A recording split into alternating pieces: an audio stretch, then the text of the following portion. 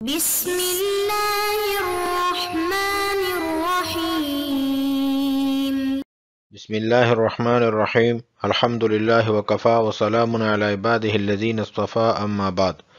عزیز طلبہ، آج شرح الجمی کا سبق نمبر 50 شروع کر رہے ہیں۔ اس سبق کو اعلیٰ ما ذکرنا سے لے کر الی عمر و ظفر تک پڑھیں گے۔ آج کے سبق میں ہم پڑھیں گے کہ جموع شاذہ جو ہیں، یعنی وہ جمع جو شاذ ہیں، جس طرح کہ ان یوب اور اقوس، اس سے عدل کے تعریف پر کوئی فرق نہیں پڑتا، اور عدل کی تعریف اس سے ٹوٹتی نہیں ہے۔ اور اس کے بارے میں گزشتہ اسباق میں بات پہلی بھی ہم بیان کر چکے ہیں کہ انیوب اور اقوس یہ ابتداءً انیاب اور اقواس یعنی نابن اور قوس کی جمع ابتداءً انیاب اور اقواس نہیں ہے، بلکہ ابتداءً ان کی جمع انیوب اور اقوس ہیں، لہذا اس میں عدل کا اعتبار نہیں کیا گیا ہے۔ تو یہ آج کا سبق ہوگا۔ وَعَلَى مَا ذَكَرْنَاهُ، اور جو ہم نے ذکر کیا ہے، تو یہ نیچے حاشیے میں لکھا ہوا ہے کہ من تفسیر معنی الخروج عن صیغۃ الاصلیہ، یعنی صیغہ اصلیہ سے جو خروج کی تفسیر ہو، خروج کا جو معنی ہے اس کی تفسیر ہو، ہم بیان کر چکے ہیں، اور اس کو ہم نے واضح کیا ہے مثالوں سے کہ جموع شاذہ سے اعتراض واقع نہیں ہو سکتا، اور جو تفسیر ہم نے کی ہے وہ صیغہ اصلیہ سے خروج کی، وہ تفسیر جو ہے وہ ٹوٹتی نہیں ہے۔ لا یرد الجموع الشاذۃ، وارد نہیں ہوتا جموع الشاذہ، کأنیوب و اقوس، جس طرح کہ انیوب اور اقوس، فإنہ لم یعتبر اخراجہما، کیونکہ ان دونوں کے اخراج کا اعتبار نہیں کیا گیا ہے، عما هو القیاس فیہما، ان جمع سے جس جمع میں ان دونوں کے بارے میں قیاس ہیں، کالانیاب والاقواس، کہ ضابطہ تو یہ ہے کہ ناب اور قوس اس کی جمع انیاب اور اقواس آنا چاہیے، افعال کے وزن پر۔ کیفہ، اور کیسے اعتبار کیا جا سکتا ہے، ولو اعتبر جمعہما، اور اگر اعتبار کیا جائے ان دونوں کے جمع کا اولاً ابتداءً علی انیاب و اقواس، یعنی یہ مان لیا جائے کہ ناب اور قوس کی جمع ابتداءً جو ہے انیاب اور اقواس ہیں، فلا شذوذ فی هذه الجمعیت، پھر تو شذوذ ہے نہیں اس جمعیت میں، اس جمع میں کوئی شذوذ نہیں ہے، کیونکہ یہ تو قاعدے کے مطابق ہوا۔ پھر ولا قاعدۃ للاسم المخرج، اور کوئی قاعدہ نہیں ہے اس اسم کے لیے جو مخرج ہو، یعنی معدول کے لیے، اس میں معدول کے لیے کوئی قاعدہ نہیں ہوتا، عدل کے لیے کوئی قاعدہ نہیں ہے، لیلزم، تاکہ لازم آ جائے، من مخالفتہا، قاعدے کی مخالفت سے، شذوذ، تو قاعدہ ہے ہی نہیں تو مخالفت کیسے لازم آئے گی، سر سے قاعدہ ہی نہیں ہے عدل میں۔ فمن این یحکم فیہما بالشذوذ، تو فمن این یحکم فیہما بالشذوذ، تو حکم کہاں سے لگایا جائے گا شذوذ کے ساتھ۔ ومن ھذا تبین الفرق بین الشاذ والمعدول، تو ھذا کا مشار ہونے لئے ہے، فإنہ لم یعتبر اخراجہما اما هو القیاس فیہما، کہ اعتبار نہیں کیا گیا ان دونوں کے جمع کا جس میں وہ قیاس ہیں، یعنی ناب کی جمع انیاب اور قوس کی جمع اقواس، اس کا اعتبار نہیں کیا گیا ہے، تو اس وجہ سے تبین الفرق بین الشاذ والمعدول، فرق واضح ہو گیا شاذ اور معدول کے درمیان. اور تقدیراً ای خروجاً قائنا عن اصل مقدر مفروض، کہ خروج جو ثابت ہیں ایسے اصل سے کہ جو مقدر ہیں اور مفروض ہیں، فرض کیا گیا ہے. یکون الداعی، اور دعوت دینے والا الی تقدیر ہی، اس کے تقدیر کی طرف، اور فرض ہی، اور اس کے فرض ہونے کی طرف. منع الصرف، وہ منع صرف ہیں، لا غیرہ، نہ کہ کوئی غیر. کا عمر، جس طرح کہ عمر.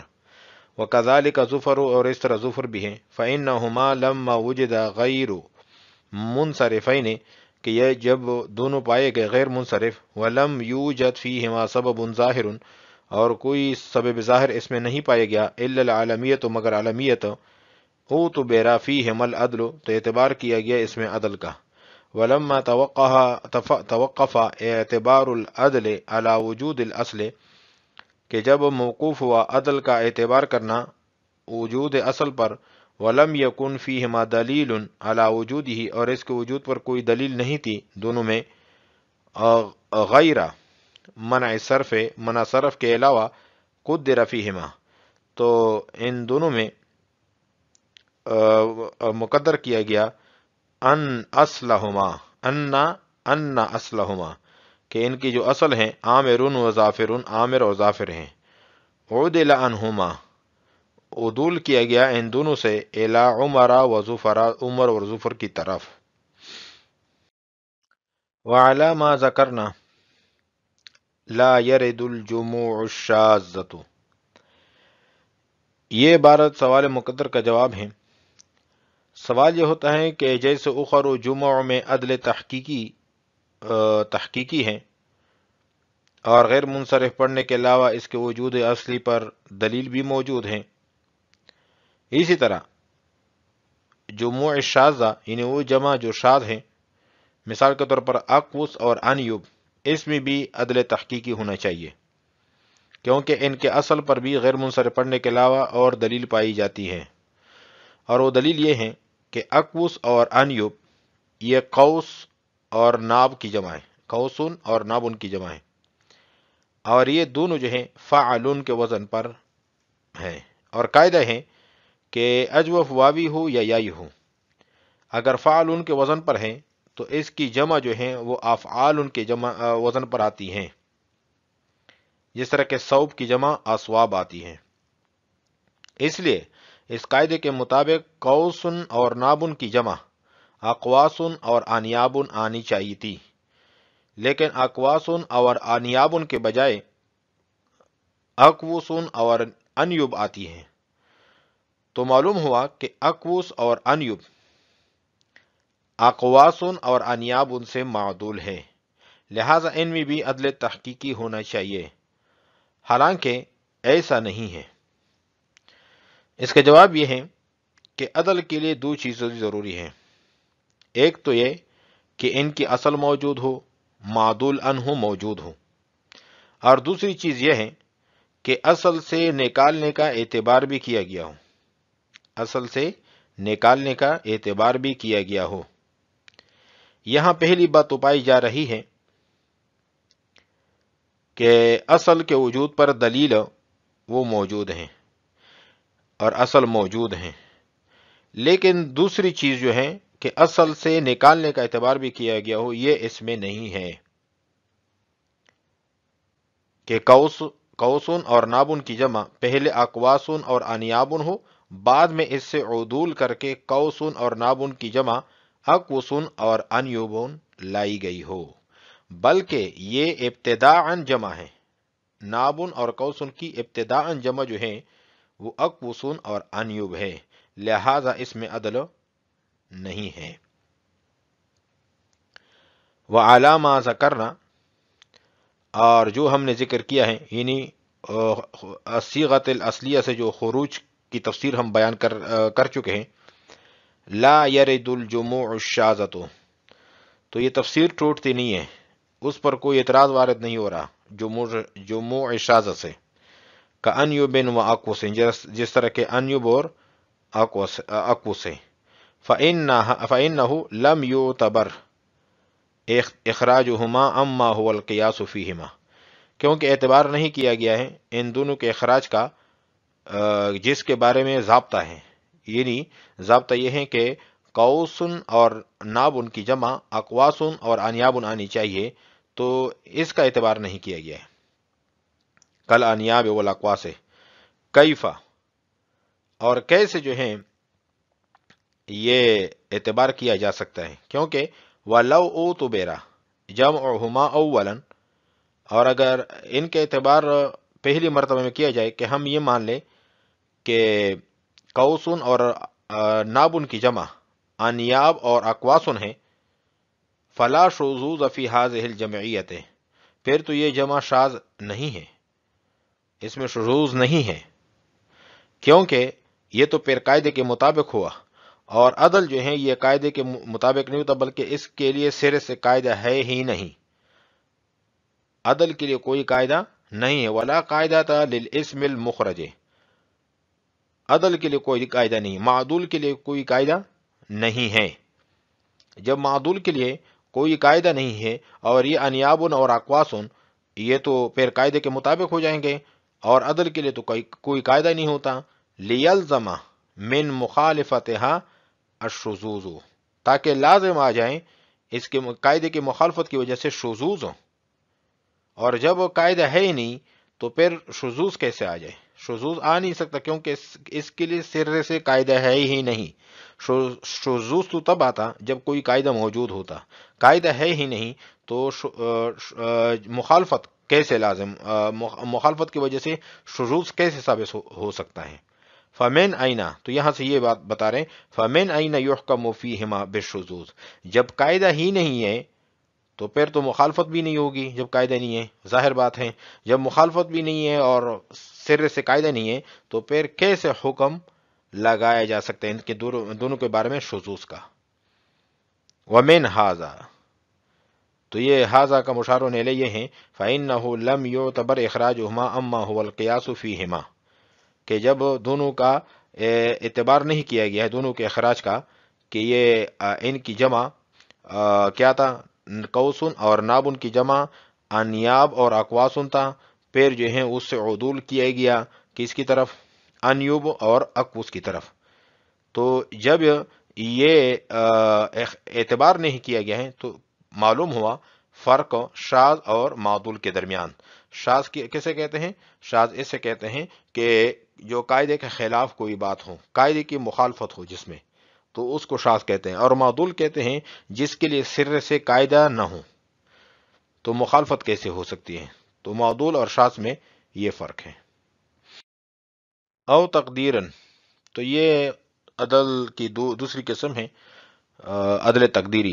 عدل تحقیقی کے بارے میں ہم پڑھ چکے ہیں کہ جس کے غیر منصرف پڑھنے کے علاوہ جس کے وجود اصلی پر دوسری دلیل موجود ہو، اور تقدیری کہ غیر منصرف پڑھنے کے علاوہ وجود اصلی پر غیر منصرف پڑھنے کے علاوہ کوئی اور دلیل موجود ہو نہ ہو۔ تو یہاں سے عدل تقدیری کا بیان شروع کر رہے ہیں۔ خروجا قائنا عن اصل مقدر مفروض، کہ جس کا خروج ثابت ہو ایک ایسے اصل سے کہ جو مقدر ہو اور مفروض ہو۔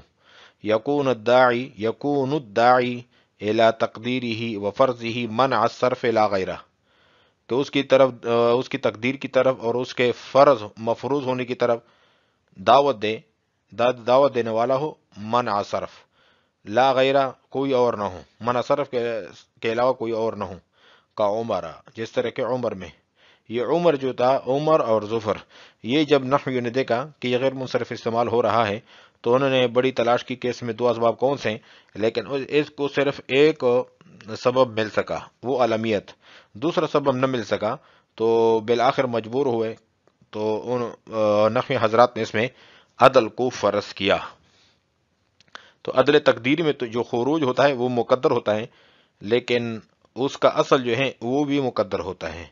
اصل کے لیے کوئی قاعدہ نہیں ہوتا، بس صرف فرض کیا گیا ہوتا ہے، اصل کوئی موجود نہیں ہوتا، اصلا موجود نہیں ہوتا، بلکہ اصل بھی ان کا فرض کیا گیا ہوتا ہے۔ اور عدل تحقیقی میں جو خروج ہوتا ہے وہ تو مقدر ہوتا ہے، لیکن اس کا جو اصل ہوتا ہے معدول عنہ وہ موجود ہوتا ہے حقیقتاً۔